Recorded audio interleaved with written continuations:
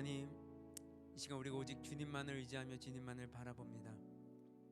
오직 주님만이 역사하시고 행하시는 그 예배 시간 되기를 원합니다. 우리 인간적인 생각과 판단들 다 내려놓게 하시고 주님 앞에 정말 벌거벗은 모습과 같이 정직한 모습으로 나아갈 수 있도록 주님 축복하여 주시옵소서. 이 모든 말씀 예수 그리스도 이름으로 기도드렸습니다. 아멘. 이어를 함께 말씀 보겠습니다. 출애굽기 2장 1절에서 10절까지입니다. 출애굽기 2장 1절에서 10절까지 함께 교독하도록 하겠습니다. 출애굽기 2장 1절에서 10절까지입니다.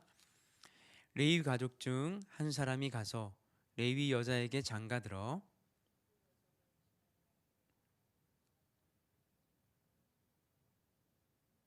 더 숨길 수 없게 되매 그를 위하여 갈대 상자를 가져다가 역청과 나무진을 칠하고 아기를 거기 담아 나일강과 갈대 사이에 두고 바로의 딸이 목욕하러 나일강으로 내려오고 시녀들은 나일강가를 거닐 때 그가 갈대 사이에 상자를 보고 시녀를 보내어 가져다가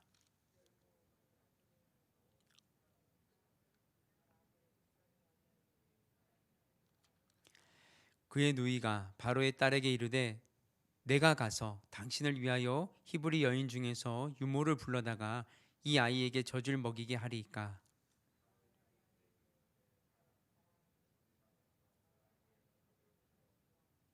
바로의 딸이 그에게 이르되 이 아기를 데려다가 나를 위하여 젖을 먹이라. 내가 그 싹을 주리라. 여인이 아기를 데려다가 젖을 먹이더니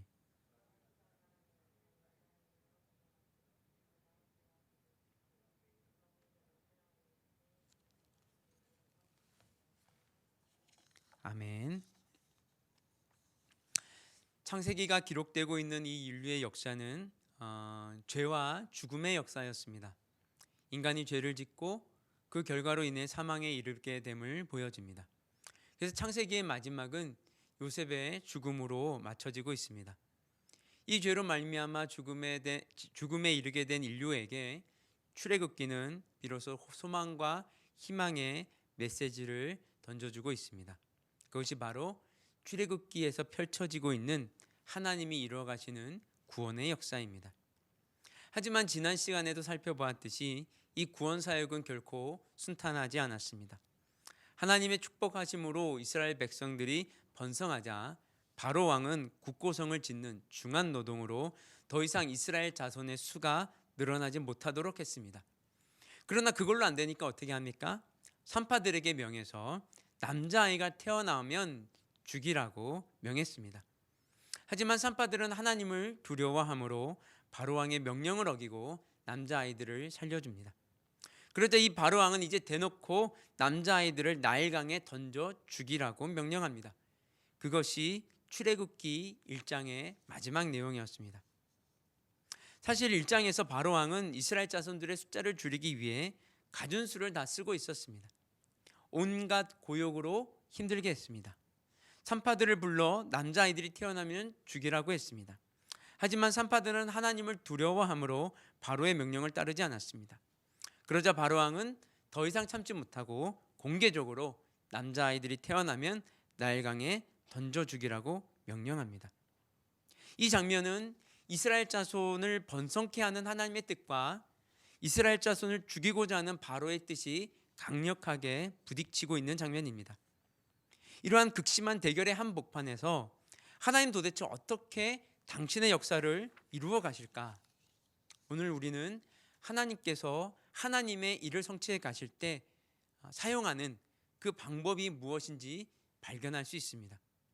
그것은 우리 눈에는 잘 보이지 않게 하나님이 개입하시는 방법인데 그것은 바로 우연이라는 방법입니다.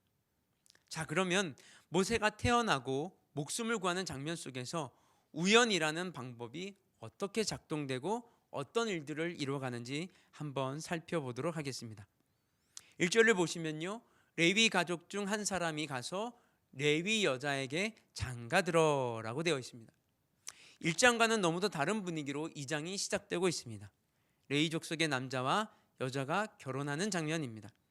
그래서 계속해서 2절을 보니까 그 여자가 임신하여 아들을 낳습니다. 그런데 우리가 여기에 사용된 단어의 의미를 잘 모르면 레위 족속 가운데 한 여자가 남자와 지금 방금 결혼해서 아들이 생겼구나라고 생각하기 쉬운데, 근데 1절에 사용된 장가들어라는 단어는 두 가지 의미가 있습니다. 하나는 말 그대로 결혼했다라는 의미고, 또 하나는 결혼한 부부가 부부 관계를 가졌다라는 뜻입니다. 오늘 본문에서는 두 번째 의미로 사용되는 게 알맞은 표현입니다. 왜냐하면 모세가 태어나기 이전에 이미 아론과 미리암이 태어나 있었기 때문입니다. 즉 모세가 장남이 아니었던 것이죠. 그래서 두 번째 의미로 해석하는 것이 더 정확한 것입니다. 계속해서 드디어 주인공인 모세가 태어났습니다. 모세가 태어난 연도가 기원전 한 1527년경으로 봅니다. 그러니까 우리가 지금 보고 있는 이 이야기는 지금으로부터 약 3547년 전, 아주 오래된 이야기입니다. 근데 2절에 보면 모세를 어떻게 수식하고 있습니까? 잘생겼다라고 말하고 있습니다. 이 잘생긴 아이를 바라보는 부모의 기쁨이 얼마나 컸을까요? 그런데 모세의 부모들이 기뻐할 수만은 없었습니다. 왜입니까? 남자아이가 태어난 것이 알려지면 애굽 군인들이 이 집안에 쳐들어와서 이 아이를 잡아다가 말 그대로 나일강에 던져버릴 것이기 때문입니다. 그래서 부모가 어떻게 합니까? 석 달 동안 숨겨서 키웁니다. 근데 가만히 생각해 보면 아무리 왕의 명령이 엄할지라도 자기의 자식의 생명을 직접 끊을 수 있는 부모는 없습니다. 그래서 아므람과 요게벳, 모세의 엄마와 아빠는 생명을 무릅쓰고서라도 아기를 지키고 싶었을 것입니다. 보통의 부모가 아이를 통해 느끼는 감정을 생각해 보면 이것은 당연하다고 말하는 것이 맞을 것입니다. 근데 여러분, 2절에 사용된 잘생겼다라는 표현은요, 하나님께서 천지를 창조하실 때 사용했던 표현입니다. 창세기를 보면 하나님께서 6일 동안 천지를 창조하십니다. 다 창조하시고 나서 하나님께서 세상을 보시며 말씀하시는데 뭐라고 하십니까? 보시기에 좋았더라라고 말씀하십니다. 여기에 사용된 좋았더라가 바로 잘생겼다에 사용된 그 히브리어 토부라는 단어입니다. 이렇게 보면 부모가 아이들을 바라보며 느끼는 그 토부하는 감정은 그냥 단순히 좋다, 행복하다 하는 수준이 아닌 것입니다. 하나님이 세상을 창조하시고 나서 그 죄 없는 세상을 바라보시며 느끼셨던 그 행복함, 그 만족함이 담겨져 있는 것입니다. 그러니까 나일강에 도저히 던져 넣을 수가 없는 것이죠. 그 아이로부터, 그 존재로부터 느껴지는 그 천지창조의 기쁨과 감격이 느껴지는데 그걸 어떻게 그렇게 할 수 있겠습니까? 정말 할 수만 있다면 아이를 끝까지 키우고 싶었을 것입니다. 근데 3절 보십시오. 더 숨길 수 없게 되었습니다. 부모의 가슴이 찢어지는 그런 고통스러운 순간이 찾아온 것입니다. 더 이상 아기를 숨길 수가 없습니다. 그냥 아기를 포기해야 하는 것은 아닐까라는 생각이 들기도 합니다. 모세의 부모는 심각하게 고민했을 것입니다. 어떻게 살릴 수 있는 방법은 없을까? 그 고민 중에도 아이가 자라면 자랄수록 그 아이의 울음소리가 점점 더 커지고 있다는 것을 느끼게 되었을 것입니다. 어떻게 하지? 어떻게 하면 좋을까?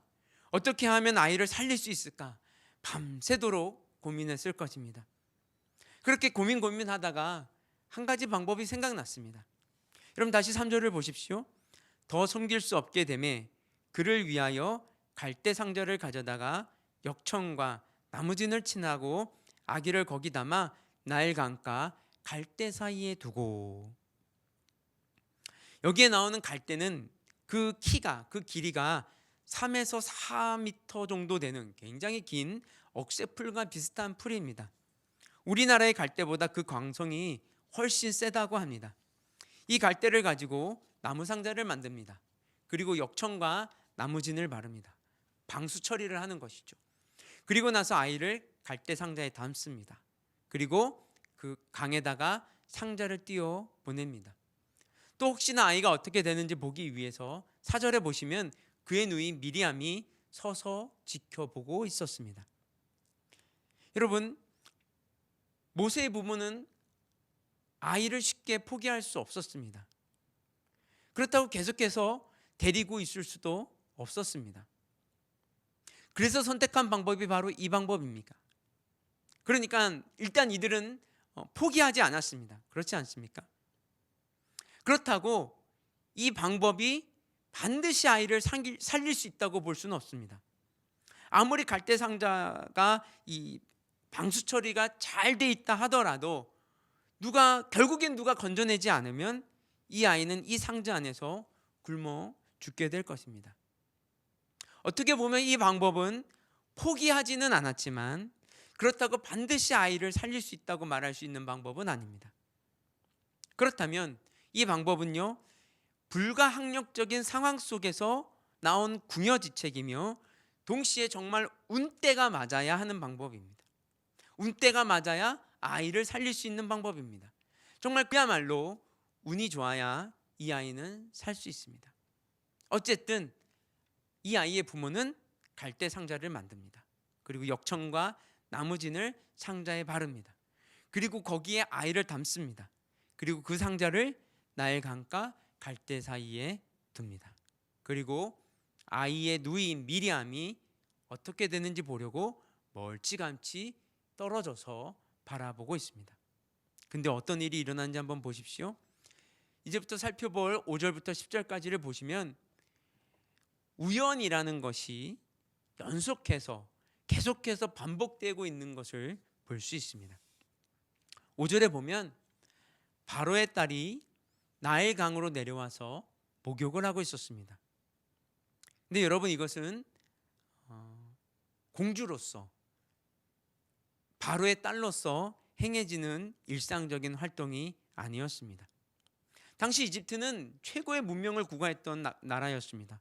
그렇기 때문에 궁전 안에 아주 좋고 편리하고 대리석으로 화려하게 꾸며진 그런 목욕시설이 있었을 것입니다. 그런데 하필 그때 바로의 딸은 궁전 안에 있는 아주 좋은 목욕시설을 사용하지 않고 나일 강까지 손수 내려와서 목욕을 하고 있습니다. 그리고 또 바로의 딸이 목욕을 하고 있었을 때 시녀들은 나일 강가를 거닐고 있었습니다. 거닐었다는 것은 공주가 목욕하는 것을 잘 보호하기 위해 그 주변을 살폈다는 것입니다. 그렇다면 이 갈대 상자가 누구에게 발견될 확률이 높습니까? 시녀들에게 발견될 확률이 높습니다. 근데 누가 먼저 상자를 발견합니까? 바로의 딸이 발견합니다. 그러자 바로의 딸이 시녀들을 시켜서 가져오라고 말합니다. 만약 이 상자를 시녀들이 먼저 발견했다면 또 상황이 달라졌을 수도 있습니다. 왜냐하면 그 당시 모세의 부모와 같이 남자아이가 태어나면 이렇게 갈대 상자에 넣어서 아이를 강에 띄워보내는 이스라엘 부모들이 많았기 때문입니다. 그러면 시녀들은 이미 이스라엘 사람들이 많이들 그렇게 한다는 것을 알고 있었을 것이고, 그랬다면 시녀들은 그다지 갈대 상자에 주목하지 않았을 수도 있습니다. 그런데 바로의 딸이 먼저 갈대 상자를 발견합니다. 그리고 시녀들이 갈대 상자를 가지고 왔습니다. 바로의 딸은 그 갈대 상자를 건네받고 상자를 엽니다. 바로 그때 아이가 울기 시작하죠. 그리고 그 우는 아이의 모습을 보고 바로의 딸은 아이를 불쌍히 여깁니다. 모성애가 발동합니다. 그런데 순간 고민이 생겼습니다. 이 아이가 히브리 사람의 아이라는 것을 알았기 때문입니다. 찰나의 순간 히브리 사람의 남자아이를 죽이라는 본인의 아버지의 명령이 떠오릅니다. 그런데 이때 여러분 7절 말씀입니다. 그의 누이가 바로의 딸에게 이르되 내가 가서 당신을 위하여 히브리 여인 중에서 유모를 불러다가 이 아이에게 젖을 먹이게 하리까. 죽이고 살리고는 두 번째 문제고, 당장 배고파서 아이가 우는데 젖을 먹여야 하지 않겠습니까? 라고 말하는 것입니다. 이 말을 새겨들은 바로의 딸은 어떻게 합니까? 허락해 줍니다. 그래서 8절에 보면 그 소녀가 가서 그 아기의 어머니를 불러오니, 그 소녀는 모세의 어미인 요게벳을 데리고 옵니다. 요게벳이 와서 젖을 먹일 때 울음을 그치고 행복해하는 아이의 모습을 바라보면서 바로의 딸이 뭐라고 합니까? 9절 보시면요, 나를 위하여 젖을 먹이라, 내가 그 삭슬 주리라. 이렇게 요게벳은 자신의 아이를 다시 품에 안을 수 있게 됩니다. 당시에는 요즘처럼 분유나 이유식이 없었기 때문에 적어도 3세나 4세까지는 젖을 먹여야만 했다고 합니다. 그러면 요게벳이 모세를 적어도 4살까지는 집에서 키웠다는 것입니다. 젖을 뗄 때가 돼서야 바로의 왕궁으로 보내지는 것이죠. 그리고 모세는 바로의 딸의 아들이 됩니다. 여기까지가 오늘 본문에 담겨진 모세의 이야기입니다. 여러분, 오늘 본문을 잘 보시면요, 하나님이라는 단어가 한 번도 등장하지 않습니다. 그런데 계속해서 반복되는 현상이 있습니다. 그것이 무엇입니까? 바로 우연이라는 것입니다. 첫 번째 우연은 바로의 딸이 목욕하러 나일강으로 내려온 것입니다. 근데 여러분, 앞에서도 말씀드렸듯이 당시 이집트는 최고의 문명을 구가했던 나라였습니다. 그러면 왕궁 안에 아주 잘 꾸며진 목욕시설이 있었을 것입니다. 그런데 굳이 바로 그때 바로의 딸은 목욕하러 나일강으로 내려왔습니다. 두 번째 우연은 여러분 보십시오. 누가 갈대상자를 먼저 발견합니까? 바로의 딸입니다. 근데 나일강가를 거닐면서 주위를 살피고 있었던 사람은 시녀들이었습니다. 분명히 시녀들입니다. 근데 그러면 이 갈대상자가 누구에게 가장 먼저 발견될 확률이 높습니까? 시녀들에게 발견될 확률이 높습니다. 근데 그 확률을 깨고 갈대상자는 바로의 딸에 의해 최초로 목격됩니다. 이것이 왜 중요하냐면, 당시 이스라엘 아이들이 그냥 나일강에 버릴 수 없어서 많이들 상자에 넣어서 아이들을 떠내려 보냈다고 합니다. 시녀들은 그 사실을 인지하고 있었을 것이죠. 그래서 시녀들이 먼저 그 갈대를 발견했다면 별로 관심을 가지지 않았을 수도 있고, 또 관심을 가졌다 하더라도 시녀들에게는 이 아이를 살릴 수 있는 권세가 없습니다. 하지만 다행히 운이 좋게도 바로의 딸이 갈대상자를 먼저 발견했고, 그리고 그 바로의 딸이기 때문에, 공주이기 때문에 내가 키우겠다라고 결정하면 그냥 키울 수 있게 된 것입니다. 이것이 두 번째 우연이었습니다. 죽을 수밖에 없는 운명을 타고난 아이가 살 길을 찾은 것입니다. 그렇다면 이 살 길을 어떻게 찾게 된 것입니까? 이 아이의 부모가 찾은 것입니까? 아닙니다. 그러면 아이가 찾은 것입니까? 이 아이는 태어나면서부터 어떻게 울면 사람들이 자기를 불쌍히 여길 줄을 알고 태어난 것일까요? 아닐 것입니다. 계속되는 우연이 연결되고 또 연결되면서 이 아이는 결국 살 길을 찾았습니다. 그리고 미리암은 자기의 엄마 모세의 생모를 데려다가 아이를 젖을 먹이게 합니다. 그래서 이 아이는 생모의 품에서 생명을 이어가게 됩니다. 그리고 그 아이는 이스라엘 민족을 이끌고 출애굽하는 모세가 됩니다. 여러분, 모세의 부모는 결코 아이를 포기할 수 없었습니다. 그래서 어쩔 수 없이 갈대상자의 역청과 나무진을 칠해서 나일강에 띄어보냈습니다. 포기할 수 없었기에 그들이 행한 최선의 방법이었습니다. 그런데 몇 번의 우연이 겹치더니 결국은 이 아이는 살아남게 됩니다. 죽을 운명을 타고난 아이가 살 길을 찾았습니다. 근데 그 살 길은 그의 부모가 찾아준 것도 아닙니다. 아이가 스스로 찾아준 것도 아닙니다. 그렇다면 이 살 길을 누가 찾아준 것입니까? 여러분들은 단순히 운이 좋았다라고 이야기하시겠습니까? 정말 운이 억수로 좋아서 이렇게 된 것입니까? 여러분, 오늘 본문을 잘 보면 하나님이라는 단어가 한 번도 등장하지 않습니다.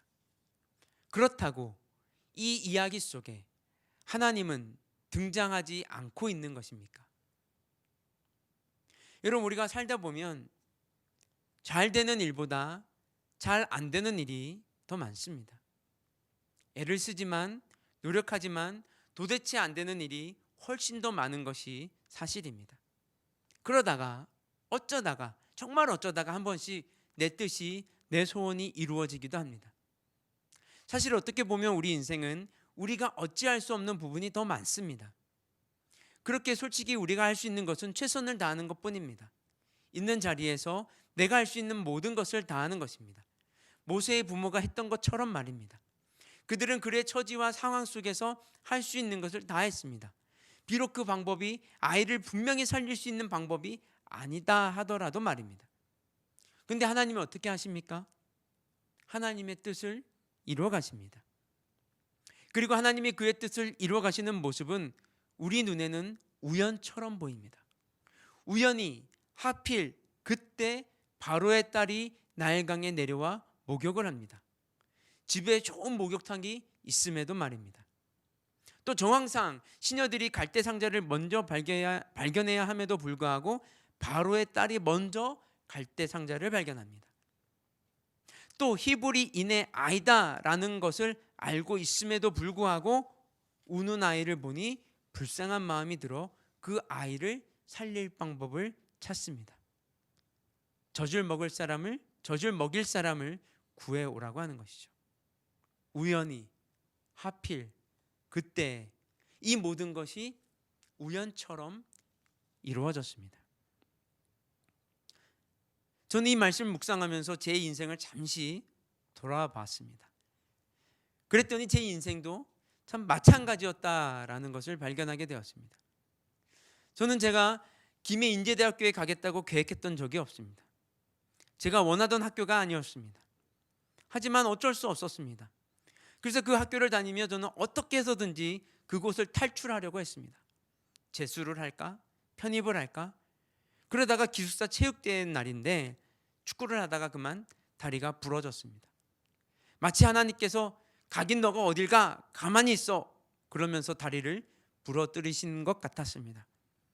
그 이후로 탈출할 만한 생각은 하지도 못하고 그렇게 살았습니다. 그러던 중 학과 동기가 IVF 활동을 같이 하자고 제안을 합니다. 그곳에서 박종호 목사님을 만나고 은호 집사를 만나고 성경 사모를 만나고 경희 집사를 만납니다. 대학 졸업 후에 저는 이분들을 따라 아름다운 교회에 다니게 됩니다. 저는 아름다운 교회가 너무도 좋았습니다. 말씀도 좋았고 찬양도 좋았고 함께하는 지체들도 너무 좋았습니다. 그렇게도 좋았던지 아직도 여기를 떠나지 못하고 말았습니다. 제 인생도요, 우연으로 가득 찬 인생이었습니다. 그런데 그 우연 속에서 자꾸 하나님이 보입니다. 하나님이 저를 보며 씩 웃고 계시는 모습이 보입니다. 그 우연 속에 몇 가지는 저에게 큰 좌절과 슬픔을 주었지만 모든 것이 협력하여 선을 이루시는 하나님의 손길이 느껴집니다. 여러분 보십시오. 우연이 겹치고 겹치면서 비록 몇몇의 우연은 나에게 큰 슬픔을 주기도 했지만 내가 원하는 것도 아니었지만 그 우연이 엮어지고 연결되면서 오묘하게 하나님의 뜻이 이루어져 가는 것을 발견하게 됩니다. 저는 여러분들의 인생을 더욱 적극적으로 하나님과 함께하기를 바랍니다. 왜냐하면 하나님만큼 여러분들을 잘 알고 여러분들의 인생을 책임져 주실 수 있는 분은 세상에 아무도 없기 때문입니다. 모세의 부모도 모세의 인생을 책임질 수 없었습니다. 어쩔 수 없이 갈대 상자에 넣어서 강물에 흘려보내는 것이 최선이었습니다. 하지만 하나님이 그 갈대 상자를 붙드신 것이죠. 그 갈대 상자를 책임지신 것입니다. 그렇다면 여러분들의 인생도 마찬가지입니다. 하나님은 여러분들 인생을 책임지시길 원하실 뿐만이 아니라 그런 힘과 능력이 충분하신 분입니다. 그렇다면 답은 하나밖에 없습니다. 내 인생 하나님께 맡기는 것입니다. 우리는 모세의 부모처럼 최선의 선택을 하며 내어 맡기는 수밖에 없는 사람들입니다. 그 다음은 하나님께서 행하시는 것입니다. 그리고 그 수많은 우연들을 거쳐 가십시오. 그러면 여러분들은 분명히 하나님의 선하신 뜻이 여러분들의 삶 가운데 완성되어 가고 있는 것을 발견하게 될 것입니다. 우리는 우리의 이성적인 판단과 확률을 가지고 이 세상을 살아가는 사람들이 아니라는 것을 기억해야 합니다.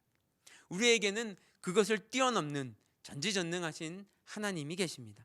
확률보다도 신실하신 하나님을 알아야 합니다. 나의 판단보다 하나님의 판단이 훨씬 선하다는 것을 알아야 합니다. 그래야 자신을 던질 수 있는 모험을 할 수 있습니다. 하나님께서는 몇 번씩 우리 삶에다가 이런 모험의 순간을 주실 때가 있습니다.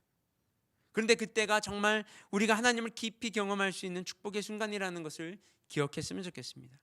왜냐하면 그 속에서 우연을 가장한 하나님의 역사가 일어나기 때문입니다. 세상 사람들이 볼 때는 우연일 것입니다. 하지만 믿음을 가진 사람들에게는 결코 우연이 수밖에 없지 않습니다. 우연이 아닌 것이죠.